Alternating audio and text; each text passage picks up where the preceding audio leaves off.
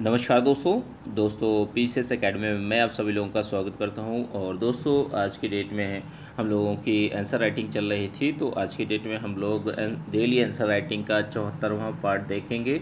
74वें part में हम लोग दो प्रश्नों को देखेंगे। यह आंसर राइटिंग जो है आपका यूपी पीसीएस मेंस 2019, मेंस 2020 और बीओ वाले एग्ज़ाम के लिए बहुत ही ज़्यादा महत्वपूर्ण है। खंड शिक्षा अधिकारी वाले एग्ज़ाम के लिए बहुत ही ज़्यादा महत्वपूर्ण है। ठीक है, आज की जो दोस्तों प्रश्न हैं, दो प्रश्न हैं, दो प्रश्नों को आप लोगों को लिखना है। ठीक है, और जो यह प्रश्न है दोस्तों, प्रश्न को देखते हैं। आपका जीएस फर्स्ट पेपर का प्रश्न है, प्रश्न संख्या 147 है और 125 शब्द सीमा में इस प्रश्न को आप लोगों को अच्छी तरीके से लिखना है। ठीक है, और दोस्तों यह वीडियो आप लोगों को अच्छा लगता है तो वीडियो को लाइक कर दीजिएगा और वीडियो को शेयर भी करा दीजिएगा। और ये वीडियो कैसा लगा आप लोग कमेंट करके ज़रूर बताइएगा। ठीक है, आज का जो प्रश्न है, प्रश्न को देखते हैं कि जैसे पूंजीवाद क्या है, कैपिटलिज्म क्या होता है और इसके गुण और दोषों का उल्लेख कीजिए। ठीक है, अब देखिए जो यह प्रश्न है, प्रश्न को लिखने से पहले जैसे कि ग्रामर की गलतियां आपसे नहीं होनी चाहिए। जो इंट्रोडक्शन पार्ट है, बॉडी पार्ट है, कंक्लूजन पार्ट है, तो इन तीनों में एक एक कोटेशन, कविता, श्लोक, मूवी के गीत, बोल, ये सारी चीज़ें ऐड कर सकते हैं। जैसे इन चीज़ों जो कोटेशन होती हैं, कोटेशन से स्टार्ट करके कोटेशन से आप एंड करते हैं, तो आपके उत्तर में बहुत ही ज़्यादा अच्छा लगता है एग्जामिनर को। ठीक है, इसके साथ में आप लोगों को क्या करना है कि लयबद्धता का खास ख्याल रखना है और इसके साथ में शब्दों का चयन। अब जैसे बहुत से लोग पूछ रहे थे कि शब्दों का चयन किस तरीके से करना चाहिए। जब आप ज़्यादा से ज़्यादा चीज़ों को पढ़ेंगे, अच्छे शब्दों का चयन करिए। चयन करने का मतलब ये है कि ऐसे शब्द का चयन करिए जिनमें कई बातें समेटे लिए हुए हो। ठीक है, सब अपने अंदर कई बातों को समाहित किए हुए हो। ठीक है, तो ऐसे शब्दों को चूज़ करिए आप लोग। ठीक है, इसके साथ में जैसे आपकी हैंडराइटिंग अगर अच्छी है तो आपके अच्छे मार्क्स मिलने की संभावनाएं बढ़ जाती हैं। ठीक है, अच्छी तरीके से डेटा डायग्राम, इन सारी चीज़ों का प्रयोग करते हुए आप लोग अच्छी तरीके से इस प्रश्न को लिखिए। ठीक है, 125 शब्द सीमा में लिखना है। 125 शब्द से ज़्यादा, बहुत ज़्यादा भी नहीं होना चाहिए, ना ही बहुत ज़्यादा कम होना चाहिए। ठीक है, आज का जो प्रश्न है, प्रश्न को देख लेते हैं। जैसे पूंजीवाद क्या है, इसके गुण और दोषों का उल्लेख कीजिए। देखिए, सबसे पहली बात करते हैं, पूंजीवाद आखिर है क्या, कैपिटलिज्म क्या होता है। देखिए, देशों के परिप्रेक्ष्य में और राजनीति के परिप्रेक्ष्य में, एक कंट्री के लिहाज से या राज्य के लिहाज से आखिर ये पूंजीवाद है क्या। देखिए, आर्थिक स्वतंत्रता की बात करते हैं। जो पूंजीवाद है यह आर्थिक स्वतंत्रता की बात करता है। खुले बाजार की अवधारणा है ये। खुले बाजार का मतलब ये है कि किसी भी एक देश से दूसरे देश में चीज़ें जा सकें। ठीक है, खुले बाजार की अवधारणा है। और सबसे मुख्य बात जो है, उत्पादन के साधनों पर, उत्पादन के साधन कितने कौन कौन से होते हैं, जैसे पूंजी है, आपका श्रम है, भूमि है, तो इन पर निजी स्वामित्व की बात करता है। ध्यान रखिएगा, पूंजीवाद का मतलब, जैसे आप सिंपल एग्जांपल के माध्यम से समझिए कि जैसे उद्योग हैं, ठीक है, इंडस्ट्री है, कोई लगानी है, बड़ा उद्योगपति लगा रहा है, तो वो किस चीज़ के लिए लगाएगा भाई, कहीं ना कहीं सबसे ज़्यादा लाभ अर्जन के लिए लगाता है कि उसको ज़्यादा से ज़्यादा प्रॉफिट हो। अब अगर उसमें अगर सरकार बहुत ज़्यादा हस्तक्षेप करेगी, जैसे वर्तमान में जैसे कोई भी नया उद्योग अगर स्टार्ट करना है तो आपको बहुत जटिल प्रक्रियाओं से गुजरना पड़ेगा, तो ऐसा नहीं होना चाहिए। पूंजीवाद में क्या है, जो पूंजीवाद की अवधारणा है, तो इसमें उत्पादन के साधनों पर, जैसे पूंजी है, श्रम है, इस पर निजी स्वामित्व होता है, सरकार का स्वामित्व नहीं होता। ठीक है, जो सरकार का यानी जो गवर्नमेंट होती है, तो गवर्नमेंट का न्यूनतम हस्तक्षेप होना चाहिए। ठीक है, कम से कम सरकार को हस्तक्षेप करना चाहिए। ठीक है, अब पूंजीवाद के गुणों को देख लेते हैं कि जैसे देखिए, पूंजीवाद के गुण कौन कौन से हैं। अब जैसे बहुत से लोग हैं पूछते हैं कि ये जो कीवर्ड होते हैं इसके बाद लिखना कैसे चाहिए। जैसे कोई भी कीवर्ड है उसके बाद आपको चीज़ें लिखनी होंगी। जैसे पूंजी द्वारा निवेश लाभ अर्जन, कि जैसे पूंजीपतियों द्वारा क्या होता है, पहले पैसे का निवेश किया जाता है, फिर उसी पैसे से निवेश करने के बाद उसी से अधिक लाभ का प्रयास किया जाता है। तो ये क्या है, यह पूंजीवाद का पहला गुण माना जाता है। पूंजी जो है, पूंजीवाद में क्या होता है, पूंजी जो होती है संस्थाओं, तंत्रों के उपयोग से अधिक लाभ उपयोग होता है। भाई कहीं ना कहीं आप जब या तो कोई इंडस्ट्री लगाएंगे या तो हो सकता है शेयर मार्केट में लगाएंगे, तो शेयर मार्केट में जो बीच के लोग होते हैं, शेयर बाजार सेबी हो गया या अन्य व्यक्ति जो बिचौलिए हो जाते हैं, तो उनके माध्यम से आप संस्थाओं के माध्यम से लगाते हैं या कोई प्राइवेट कंपनी के माध्यम से लगाते हैं, अलग अलग तरीके से जो अलग अलग फंडों में आप पैसा डालते हैं, ठीक है, निवेश करते हैं और उससे अधिक लाभ अर्जन का प्रयास करते हैं। श्रम की देखिए जो पूंजीवाद जो होता है, तो पूंजीवाद में श्रम की भूमिका बहुत ज़्यादा महत्वपूर्ण होती है, ठीक है, बहुत बड़ी होती है। क्योंकि देखिए अगर कोई भी इंडस्ट्री बहुत बड़े पैमाने पे लग रही है तो वहाँ पर जो काम करने वाले मजदूर हैं उनकी आवश्यकता बहुत ज़्यादा पड़ती है, ठीक है, अधिक से अधिक मात्रा में बड़ी मात्रा में मजदूर या श्रमिकों की आवश्यकता पड़ती है। और यही बड़े उद्योगों का आधार भी माना जाता है कि भाई आपने मान लिया आपने मशीनें खरीद ली, मशीनें खरीदने के बाद उनको चलाने के लिए भी तो लोग चाहिए ना बड़ी मात्रा में, ठीक है। और सभी जो बहुत जो बड़े उद्योगपति हैं तो भाई वो लोग बड़ी मशीनें खरीद लेंगे, लेकिन जो छोटे लोग हैं वो किस तरीके से खरीद पाएंगे, ठीक है। अगर वो इंडस्ट्री लगाना चाह रहे हैं तो ऐसी स्थिति में उनको भी जो श्रमिक हैं उनकी महत्ता को समझना होगा।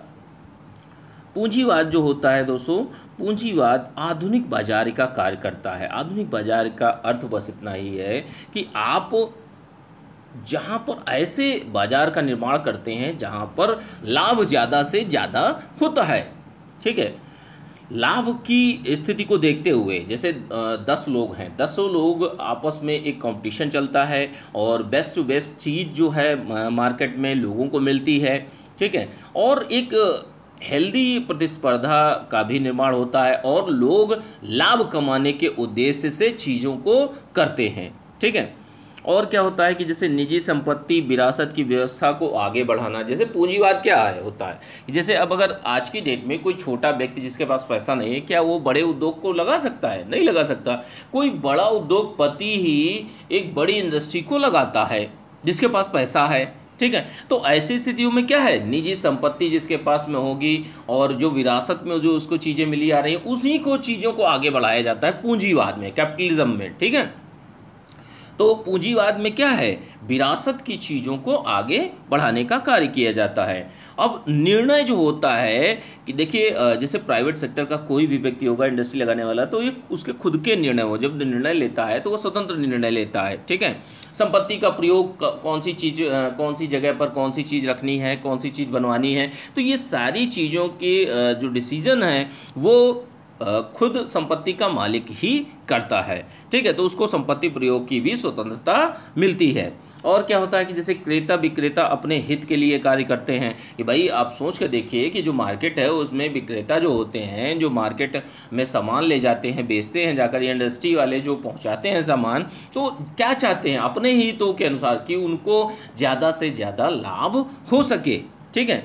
सरकार का कम से कम हस्तक्षेप पाया जाता है, सरकार का कम से कम हस्तक्षेप पाया जाता है, ठीक है, ध्यान रखिएगा। अब देखिए पूंजीवाद के दोषों को देख लेते हैं कि जैसे वस्तुओं सेवाओं का उत्पादन जो है वो उपभोक्ताओं की आवश्यकता अनुसार होता है, लेकिन उसमें भी विरोधाभासी चीज़ें हमें दिखाई पड़ती हैं कि जैसे वस्तुएं हैं, अब वस्तुएं कोई भी चीज़, कोई मान लीजिए मिर्च है, मिर्च का प्रोडक्शन बड़े पैमाने पे हो रहा है, अब उसमें लाल ईंट को भी पीस कर बनाया जा रहा है, तो इसमें क्या है, यह पूंजीवादी जो पूंजीवाद है उसका भाई कहीं ना कहीं जो एक बिजनेसमैन है तो पूंजी को एकत्रित करने का प्रयास करेगा, ज़्यादा से ज़्यादा लाभ कमाने के प्रयास में वो गलत चीज़ों को करने लगेगा, ठीक है। आय, और क्या होता है कि जो आय असमानता होती है भाई, एक बड़ा आदमी जो एक इंडस्ट्रियलिस्ट है वो और ज़्यादा बढ़ेगा और जो एक छोटा किसान है वो और ज़्यादा गरीब और ज़्यादा गरीब होगा और बड़ा आदमी और ज़्यादा बड़ा होगा, ठीक है। पूंजी निर्माण पर बल दिया जाता है, आर्थिक विकास को बढ़ावा दिया जाता है, लेकिन ये चीज़ें किसके लिए होती हैं? पूंजी निर्माण आखिर होता है तो किसका होता है? ये पर्टिकुलर एक वर्ग के लोगों के लिए होता है जिनके पास पैसा है। अब जिनके पास पैसा नहीं वो क्या करें, सबसे बड़ी दिक्कत ये है, ठीक है।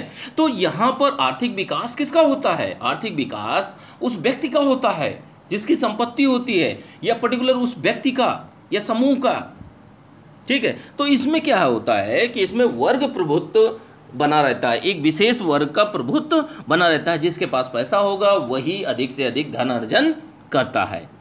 प्रतिस्पर्धा के कारण क्या होता है कि वस्तुएं गुणवत्तापूर्ण सस्ती होती हैं, लेकिन यह कभी कभी ऐसा होता है कि गलत चीज़ें भी हमें मिलने लगती हैं। ठीक है, अब यही प्रतिस्पर्धा अगर बहुत ज़्यादा बड़े स्तर पर पहुंच जाती है तो लोगों में असंतोष फैलने लगता है और एक क्रांति भी हो सकती है। ठीक है, तो लोगों के अंदर विद्रोह करने की भावना भी हो जाएगी कि आप इस तरीके से कैसे कर सकते हैं। ठीक है, कई चीज़ें हैं, विरोधाभासी चीज़ें हैं, कभी इन चीज़ों में गुणवत्तापूर्ण चीज़ें भी मिल सकती हैं, लेकिन कभी कभी गुणवत्तापूर्ण जो वस्तुएं हैं वो भी नहीं मिल सकती, तो दोनों चीज़ें होती हैं। ठीक है, और क्या होता है पूंजीवाद में, देखिए ज़्यादा से ज़्यादा धन अर्जन के लिए श्रमिकों का अधिक से अधिक दोहन किया जाता है। ठीक है, अपने लाभ के लिए बड़े बड़े इंडस्ट्रियलिस्ट या जो उद्योगपति हैं वो करते हैं। ठीक है, तो ऐसी स्थितियों में हड़ताल बंदी, तालाबंदी जैसी घटनाएं भी घटित होती रहती हैं, तो ये भी पूंजीवाद के अंतर्गत एक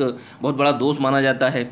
श्रमिकों के हितों का ध्यान नहीं दिया जाता, श्रमिकों के हितों का ध्यान नहीं दिया जाता, उसकी सामाजिक सुरक्षा पर ध्यान नहीं दिया जाता कि जैसे भाई कंपनी कोई अधिक से अधिक लाभ कमाना चाहती है, वो कमाना चाहती है, कमा रही है, लेकिन वो सोचती है कि हमें एक्सपेंड ना करना पड़े, मतलब हमें खर्च ना करना पड़े किसी तरीके से।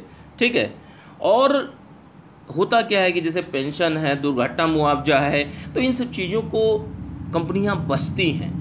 ठीक है, तो ये कुछ पूंजीवाद के दोष माने जाते हैं। इसको बहुत अच्छी तरीके से दोस्तों आप लोग उत्तर को लिखिए। ठीक है, जो आंसर राइटिंग है बीओ मेंस का भी दोस्तों बैच चल रहा है, नया बैच स्टार्ट हुआ है, तो जो लोग भी ज्वाइन करना चाहते हैं ज्वाइन कर सकते हैं, मेरे नंबर पर मैसेज करके जानकारी लेगा। और यूपी पीसीएस मेंस के लिए खास तौर पर कि जैसे जो लोग 2019 और 20 की तैयारी करना चाहते हैं और अभी जैसे मान लीजिए 2 महीने के लिए समय मिला है, तो 1-2 महीने का जो भी समय है तो उसमें मेंस की तैयारी बहुत अच्छे तरीके से कर सकते हैं। वीडियोज़, नोट्स और जीएस चारों पेपर के नोट्स, वीडियोज़, टेस्ट सीरीज़ और ड्राफ्टिंग, सारी चीज़ों को आप लोग ले सकते हैं। और अभी कोरोना की वजह से दोस्तों फ़ी को आधा कर दिया गया है। ठीक है, 50% पर कर दिया गया है। पहले 6000 फीस थी, अब 3000 में आप लोग ज्वाइन कर सकते हैं। तो जो लोग भी इच्छुक हैं ज्वाइन करने के, ज्वाइन कर सकते हैं, मेरे नंबर पर मैसेज कर सकते हैं। चलिए अब देर न करते हुए दूसरा क्वेश्चन देखते हैं। आज का करंट अफेयर का प्रश्न है दोस्तों, और प्रश्न संख्या 148 है। 125 शब्द सीमा में प्रश्न को लिखना है। देखिए प्रश्न क्या है, वर्तमान में काले धन के आकलन की आवश्यकता क्यों है, इससे निपटने हेतु उठाए गए कदमों की विवेचना कीजिए। तो 2 पार्ट में प्रश्नों को लिखना है, जो सीक्वेंस है उसी सीक्वेंस में आप लोगों को अच्छी तरीके से इस प्रश्न को लिखना है। ठीक है, जैसे कुछ सावधानियों को भी ध्यान में रखना है कि जैसे जो ग्रामर की गलतियां होती हैं वो आपसे नहीं होनी चाहिए, ग्रामेटिकल मिस्टेक जो है आपसे नहीं होनी चाहिए।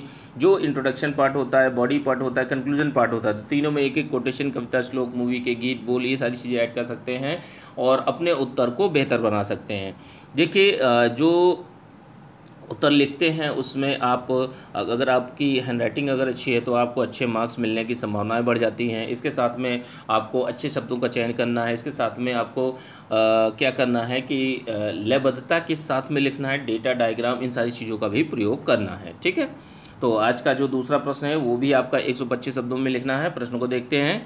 वर्तमान में काले धन के आकलन की आवश्यकता क्यों है, सबसे पहले इस पर बात करेंगे, फिर इसके बाद में निपटने हेतु उठाए गए कदमों की विवेचना करेंगे। ठीक है, तो देखिए काले धन की आकलन की आवश्यकता वर्तमान में क्या है। तो देखिए हमारे यहाँ काला धन या अवैध मुद्रा या धन जो होता है तो वो बहुत ज़्यादा बड़ी मात्रा में अब हेरफेर किया जा रहा है, जिसकी वजह से क्या होता है कि आवश्यकता क्यों पड़ती है काले धन के आकलन की, क्योंकि देखिए राजस्व आकार में कमी करता है। सबसे बड़ी चीज़ है सरकार का जो रेवेन्यू होता है उसको कमी करता है। अब आप सोच कर देखिए टैक्स, जिस अवैध धन क्या होता है, काला धन क्या होता है, जिस पर टैक्स अदा नहीं किया जाता। जैसे मान लीजिए 3 व्यक्ति हैं, ठीक है, अब ये आपकी गवर्नमेंट है, ये आपके कोई ए नाम के व्यक्ति हैं, ये बी नाम के व्यक्ति हैं।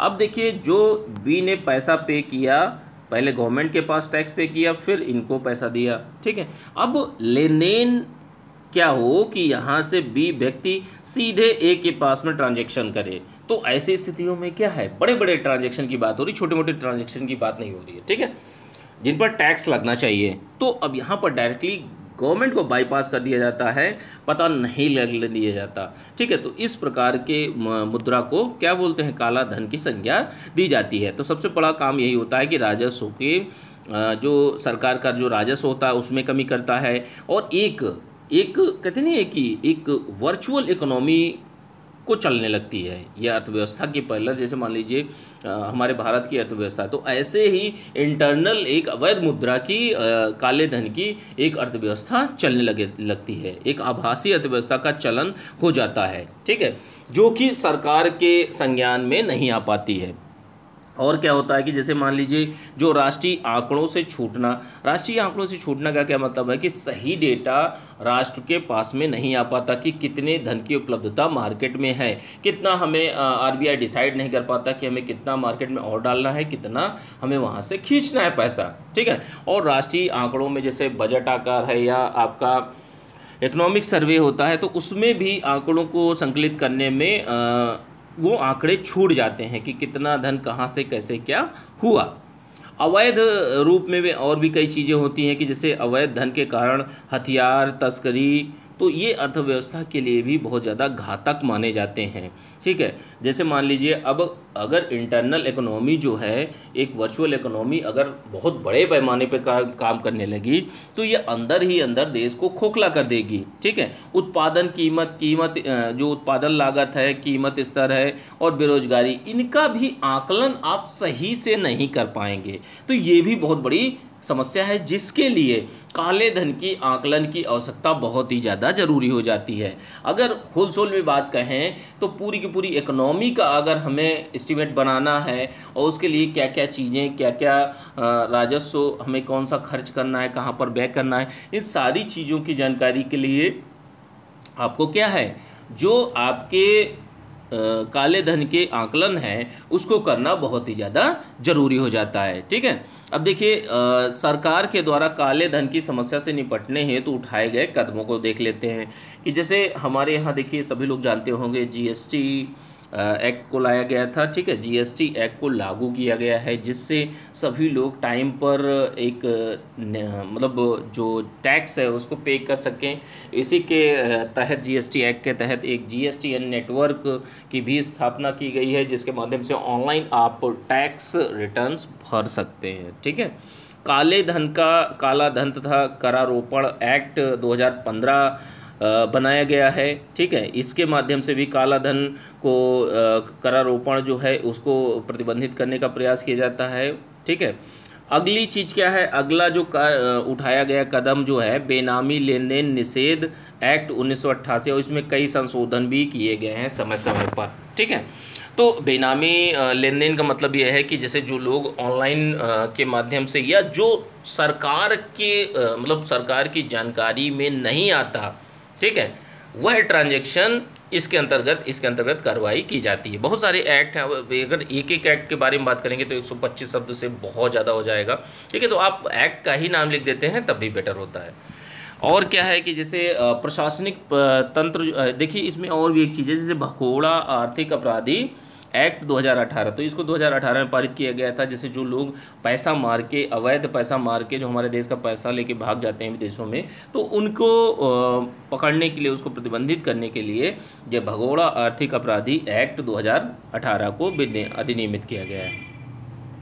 इसके साथ में क्या चीज़ें हैं कि जैसे प्रशासनिक तंत्र प्रणाली में लेन देन, जो भी प्रशासनिक तंत्र प्रणाली में भी सुधार किए गए हैं सरकार ने, कि जैसे नगद लेन देन को कम करना और लेन देन पर निगरानी रखना, जो भी लेन देन हो रहा है या ऑफलाइन हो रहा है या ऑनलाइन हो रहा है, तो उन सब पर निगरानी रखने का प्रयास किया जा रहा है। कुछ अंतर्राष्ट्रीय सहयोगों की बात की जाती है कि जैसे कर संधियों के तहत सूचना देना, कि जैसे पर्टिकुलर व्यक्ति जैसे स्विट्जरलैंड में है तो स्विस बैंकों में अगर कोई व्यक्ति बहुत काले धन को रखा हुआ है तो उसकी भी सूचना प्राप्त करने का प्रयास किया जाता है सरकार के द्वारा, और अनेक संधियों के तहत सूचनाओं का आदान प्रदान भी किया जाता है।